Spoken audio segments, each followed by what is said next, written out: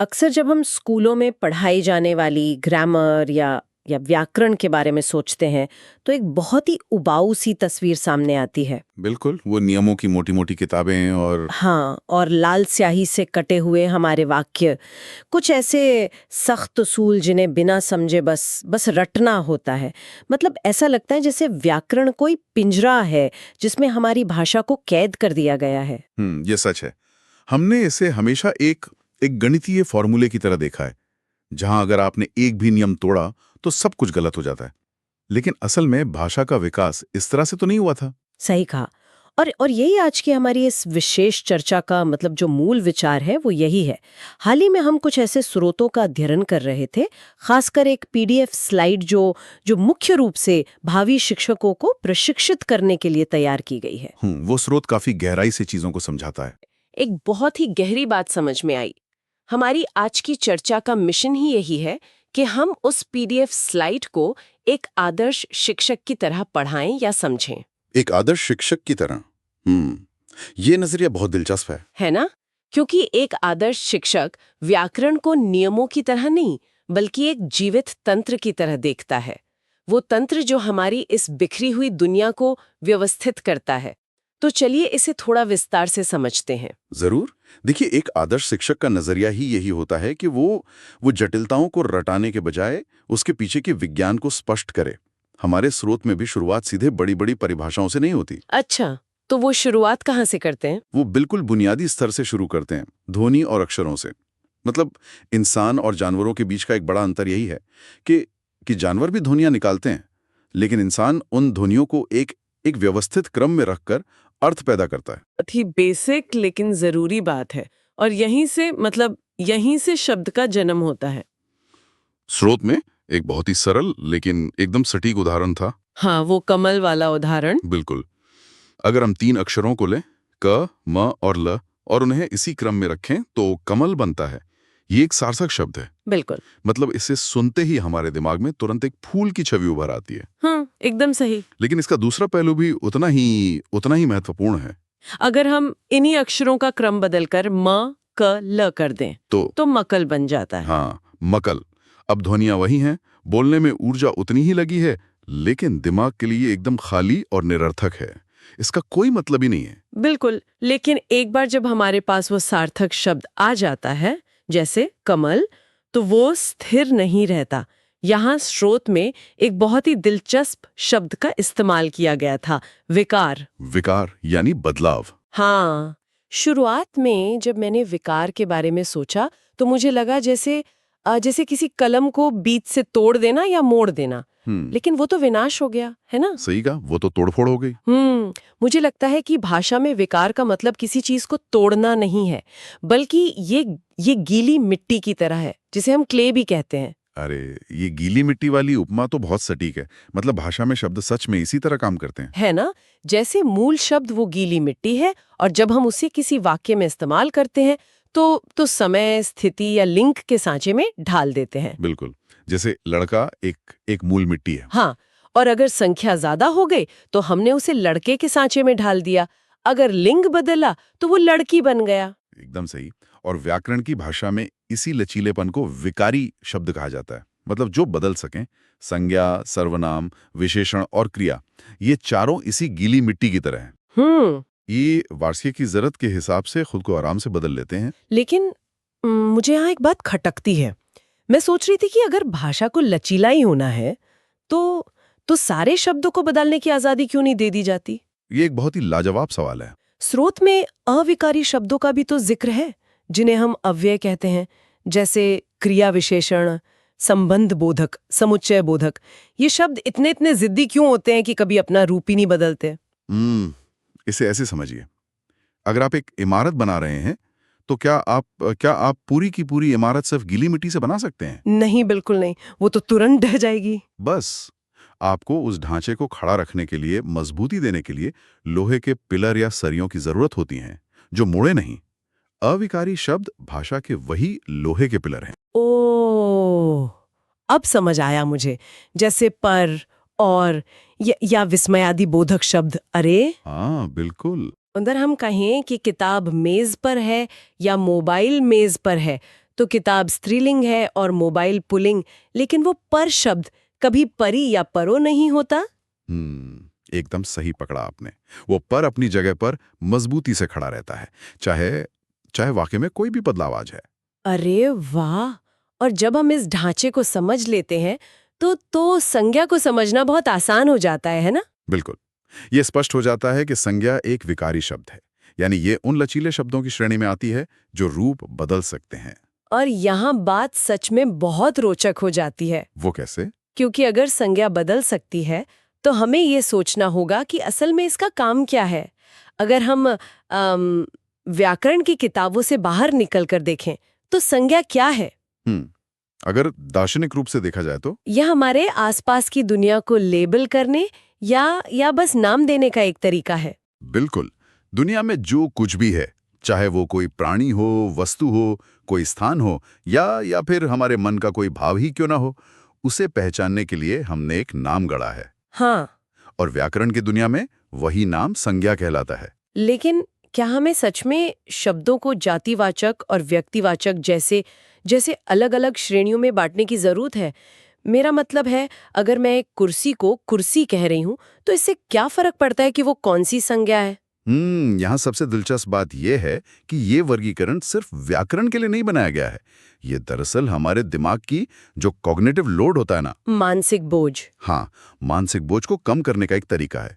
जरा सोचिए, अगर दुनिया की हर एक कुर्सी, हर एक पेड़ और हर एक कुत्ते का एक अलग विशिष्ट नाम होता। बाप रे, हमारे दिमाग को तो करोड़ों अरबों नाम याद रखने पड़ते। बिल्कुल, हमारा दिमाग फट जाता। तो इसका मतलब जातिवाचक संज्ञा एक तरह का शॉर्टकट है हमारे दिमाग के लिए? एकदम सही। ये एक विशाल जाल फेंकता है। जब हम शहर कहते हैं तो दुनिया के लाखों शहर उस एक छोटे से शब्द में समा जाते हैं। समझ रही हूँ। ये जातिवाचक है क्योंकि ये पूरी प्रजाति का प्रतिनिधित्व कर रहा है।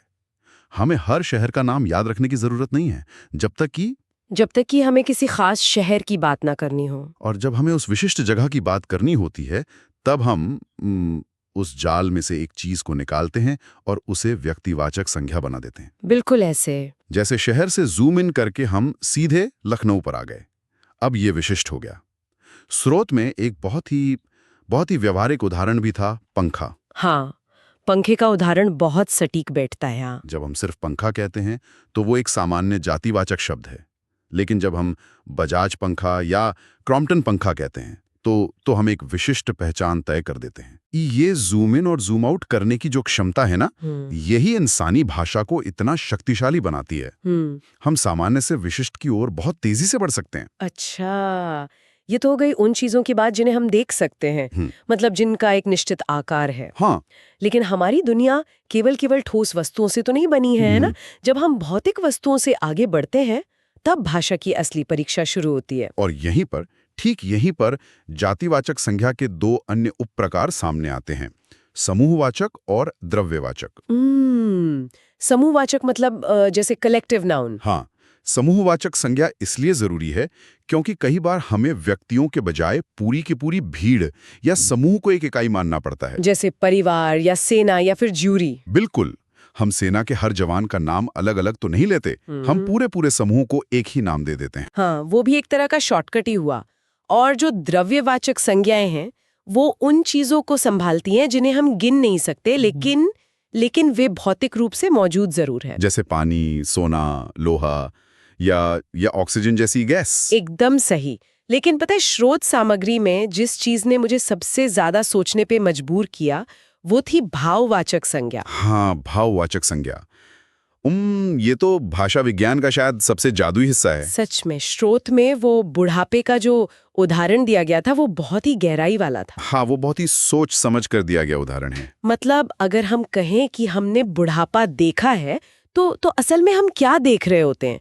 हम एक इंसान को देखते हैं जिसके बाल सफेद हैं, चेहरे पर झुर्रियां हैं और हाथ में लाठी है। बिल्कुल, हम सिर्फ बुढ़ापे के भौतिक प्रभावों या उसके लक्षणों को देख रहे हैं। हाँ, असल बुढ़ापा तो मतलब वो तो एक अदृश्य अवस्था है, उसे छुआ थोड़ी जा सकता है। और अगर हम इसे मानव विकास के नजरिए से देखें तो ये इंसानी दिमाग की एक बहुत ही बड़ी छलांग थी। वो कैसे? देखिए, शुरुआती इंसानों ने उन चीजों को नाम दिया जो उन्हें भौतिक रूप से नुकसान पहुंचा सकती थी या उनके काम आ सकती थी, जैसे शेर, पेड़, नदी। क्योंकि वो उनके सामने मौजूद थी। हाँ, लेकिन जैसे जैसे इंसान का दिमाग विकसित हुआ, समाज बना, तो उसे उन चीजों के बारे में भी बात करने की जरूरत महसूस हुई जिनका कोई भौतिक वजूद नहीं था। जैसे ईमानदारी, सच्चाई, प्यार या फिर घृणा। सही कहा।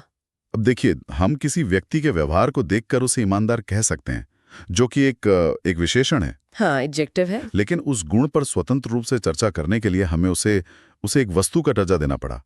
हमने उस अदृश्य विचार को ईमानदारी नाम की एक भाववाचक संज्ञा बना दिया, ताकि हम उसे वाक्यों में वैसे ही इस्तेमाल कर सकें जैसे हम किसी पत्थर या किताब का इस्तेमाल करते हैं। बिल्कुल। अरे वाह, ये सच में एक बहुत ही जटिल मनोवैज्ञानिक प्रक्रिया है जिसे हम रोजमर्रा की जिंदगी में बहुत हल्के में लेते हैं। हम अक्सर भाषा की ताकत को भूल जाते हैं। सच में, हम अदृश्य विचारों को नाम देकर उन्हें अपने व्याकरण के सांचों में फिट कर देते हैं। लेकिन क्या सब कुछ इतनी आसानी से इन सांचों में फिट हो जाता है? हमेशा तो नहीं। हाँ, क्योंकि स्रोत सामग्री में एक बहुत ही गंभीर अकादमिक विवाद का भी जिक्र था, जहां कुछ शब्द इन नियमों से बिल्कुल बगावत कर बैठे थे। देखिए, भाषा कोई मशीन तो है नहीं, इसलिए हर शब्द को एक साफ सुथरे डिब्बे में बंद करना लगभग असंभव है। और इसी वजह से पुराने भाषा विज्ञानियों के बीच बड़े बड़े वैचारिक युद्ध हुए हैं। और इसका सबसे बेहतरीन या कहूँ सबसे उलझाने वाला उदाहरण बीमारी शब्द है। हाँ, बीमारी। इस एक शब्द ने सच में बहुत माथापच्ची करवाई है। मुझे तो ये जान के बहुत हैरानी हुई कि इस एक शब्द ने मतलब विद्वानों को कितना परेशान कर दिया था। एक तरफ के विद्वानों का जो तर्क था वो बहुत ही तार्किक लगता है। हाँ, उनका क्या कहना था? उनका कहना था कि कैंसर, मलेरिया, टीबी ये सब अलग अलग बीमारियां हैं। इसका सीधा सा मतलब है कि बीमारी शब्द इन सब की एक प्रजाति या वर्ग का नाम है। बिल्कुल। तो इस हिसाब से तो इसे सीधे जातिवाचक संज्ञा होना चाहिए ना? हाँ, तर्क तो एकदम सही है। लेकिन जो विरोधी खेमा था, उनका तर्क भी उतना ही मजबूत था। उन्होंने पूछा, भाई क्या किसी ने कभी बीमारी को छुआ है? छुआ तो नहीं है। बिल्कुल। आप मरीज के गर्म माथे को छू सकते हैं, आप वायरस को माइक्रोस्कोप के नीचे देख सकते हैं, लेकिन बीमारी अपने आप में एक अदृश्य और अमूर्त अवस्था है जिसे केवल महसूस किया जा सकता है। हाँ, इसलिए उन्होंने तर्क दिया है कि ये पूरी तरह से भाववाचक संज्ञा है। बाप रे। और ये विवाद केवल इसी शब्द तक सीमित नहीं था, भाषा शब्द को लेकर भी ठीक यही बहस हुई थी। बिल्कुल, भाषा भी उसी कटघरे में खड़ी थी। मतलब क्या भाषा एक जातिवाचक संज्ञा है क्योंकि हिंदी, अंग्रेजी, फ्रेंच इसके अलग अलग प्रकार हैं, या फिर भाषा एक अदृश्य भाववाचक संज्ञा है? पता है या किसी अदृश्य भावना का। उन्होंने चीजों को सिर्फ दो साफ हिस्सों में बांट दिया। बिल्कुल। गणनीय संज्ञा और अगणनीय संज्ञा, यानी काउंटेबल और अनकाउंटेबल। हाँ, एक बहुत ही व्यवहारिक मतलब एक क्रांतिकारी समाधान था। इसने पूरी बहस का आधार ही बदल दिया। बिल्कुल बदल दिया। अब सवाल ये नहीं था कि क्या आप इसे छू सकते हैं, बल्कि सीधा सवाल ये था कि क्या आप इसे संख्याओं में 1, 2, 3 करके गिन सकते हैं। और ये कसौटी बहुत ही साफ थी। मतलब हम एक कुर्सी, 4 पंखे या 10 आदमियों को आराम से गिन सकते हैं, लेकिन हम ये तो नहीं कह सकते कि मेरे पास 4 ईमानदारियां हैं या मुझे 2 बुढ़ापा चाहिए। हाँ, बिल्कुल नहीं कह सकते। यहाँ तक कि हम ये भी नहीं कहते कि मुझे 3 पानी दे दो। मतलब हम पानी के गिलास गिनते हैं, पानी नहीं। एकदम सही। इस नए और आधुनिक मॉडल ने क्या किया कि सारे भाववाचक संज्ञाओं को, जैसे ईमानदारी, प्यार, घृणा, और सारी द्रव्यवाचक संज्ञाओं को, जैसे सोना, पानी, हवा, इन सबको उठाकर सीधे अगणनीय की श्रेणी में डाल दिया, एक ही झटके में। तो फिर उस बीमारी वाले विवाद का क्या हुआ? वो कहाँ जाकर फिट हुआ इस नए मॉडल में? वो भी इसी मॉडल के जरिए हमेशा के लिए सुलझ गया। अच्छा। हाँ, चूंकि आप बीमारी को एक ठोस वस्तु की तरह 1, 2, 3 में नहीं गिन सकते। मतलब आप बीमारियों के प्रकार तो गिन सकते हैं, लेकिन बीमारी नाम की कोई ठोस वस्तु नहीं गिन सकते। बिल्कुल। इसलिए आधुनिक व्याकरण ने इसे बड़े ही आराम से अगणनीय की श्रेणी में रख दिया, और वो पुरानी बहस हमेशा के लिए शांत हो गई। अरे वाह, ये देखना सच में बहुत बहुत दिलचस्प है कि कैसे व्यावहारिकता ने उस अकादमिक जिद को या उस बहस को हरा दिया। विद्वानों ने आखिरकार ये मान लिया कि भाषा को दार्शनिक रूप से एकदम सही होना जरूरी नहीं है, बल्कि इसे काम करने योग्य या व्यावहारिक होना चाहिए। हाँ, और यही एक आदर्श शिक्षक का मुख्य संदेश होता है। बिल्कुल। जब हम व्याकरण को उस तरह से पढ़ते हैं, उसके पीछे के पूरे इतिहास और विवादों के साथ, तो हम केवल नियमों को रट नहीं रहे होते हैं। हम दरअसल मानव चिंतन के विकास को समझ रहे होते हैं। तो अगर हम सोचे कि इस सब का असल में क्या मतलब है, अगर हम आज की इस पूरी यात्रा को, हमारी इस चर्चा को एक धागे में पिरोएं, तो हमने देखा कि ध्वनियों और अक्षरों के एक छोटे से सार्थक समूह से शुरू होकर भाषा ने हमारी पूरी भौतिक दुनिया को नाम दिए। जी हाँ। फिर उसने एक कदम आगे बढ़कर हमारे अदृश्य विचारों और भावनाओं को भी संज्ञाओं में तब्दील कर दिया। और जब वो पुरानी प्रणालियां उलझने लगीं, तो उसने विवादों को सुलझाने के लिए खुद को उस आधुनिक मॉडल में ढाल लिया। ये इस बात का बहुत बड़ा प्रमाण है कि व्याकरण कोई जमी हुई झील नहीं है, ये एक बहती हुई नदी है। वाकई बहुत ही खूबसूरत बात कही आपने। शुक्रिया। ये हमारी जरूरतों के हिसाब से समय के साथ अपना रास्ता बदलती रहती है। जब हम भाषा के इस छिपे हुए आर्किटेक्चर को या इसकी वास्तुकला को समझते हैं, तो हम केवल एक परीक्षा पास करने के लिए तैयार नहीं होते, हाँ। बल्कि हम अपनी ही सोच को, अपने विचारों को बेहतर ढंग से व्यवस्थित करना सीख जाते हैं। ये एक बहुत ही सशक्त विचार है। हाँ। लेकिन इस चर्चा तो खत्म करने से पहले मैं एक नए और थोड़े उत्तेजक सवाल पे आना चाहता हूँ। अच्छा, बताइए। हमने ये तो मान लिया कि व्याकरण हमारी वास्तविकता के अनुसार खुद को ढाल लेता है, लेकिन आज हमारी वास्तविकता बहुत बहुत तेजी से बदल रही है। हम एक भौतिक दुनिया से निकलकर एक आभासी, मतलब एक वर्चुअल और डिजिटल दुनिया में प्रवेश कर रहे हैं। ये एक बहुत ही प्रासंगिक और चुनौतीपूर्ण दिशा है। जरा सोचिए ना, बिटकॉइन किस श्रेणी में आएगा? बिटकॉइन, हाँ, ये पैसे की तरह काम करता है। तो क्या ये द्रव्यवाचक होना चाहिए? लेकिन इसका कोई भौतिक अस्तित्व तो है ही नहीं, इसे छुआ नहीं जा सकता। सही बात है। या फिर मेटावर्स के अंदर जो हमारा डिजिटल अवतार होता है, ये हम हैं, लेकिन ये ठोस नहीं है और ये भाववाचक भी नहीं है, क्योंकि इसका एक बहुत ही स्पष्ट डिजिटल कोड है। बाप रे, ये तो पारंपरिक व्याकरण के लिए सच में एक बहुत बड़ा विरोधाभास है ना? हमारे वर्तमान नियम तो उन चीजों को वर्गीकृत करने के लिए बनाए गए थे जो या तो पूरी तरह से भौतिक हैं या फिर पूरी तरह से मानसिक भावनाएं हैं। लेकिन ये जो डिजिटल संपत्तियां हैं, हाँ, जो डिजिटल एसेट्स हैं, हाँ, ये इन दोनों के बीच के एक बिल्कुल नए ग्रे एरिया में आती हैं। तो क्या इसका ये अर्थ है कि